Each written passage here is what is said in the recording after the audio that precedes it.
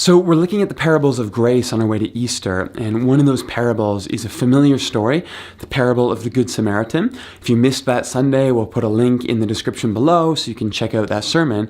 But on that Sunday, I talked about two different ways to interpret the parable, what we could learn from each of them, and why ultimately I think that the second one is the better one based on the story. And so a few people have asked me, well, why would you spend time talking about an interpretation of a parable that you don't ultimately think is correct? But this is one of the most important things about parables. Parables are not black and white. They're meant to invite us to wonder and speculate about what they're saying.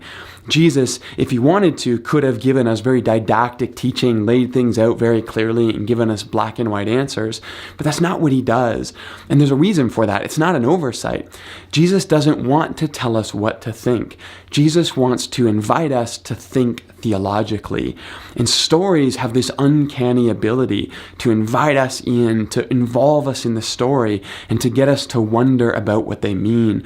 And so as we move through these parables, you're going to hear different ways of thinking about them. You even may think about them differently than we talk about them.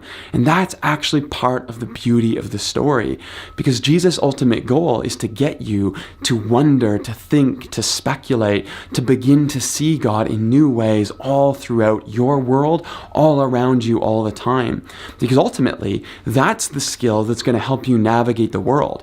Not knowing what a story was about, but knowing how to think theologically in a world that's constantly shifting and changing and presenting you with all kinds of situations that you're going to need to make healthy, good decisions in. So learn to think theologically this Lent, especially as we move towards Easter.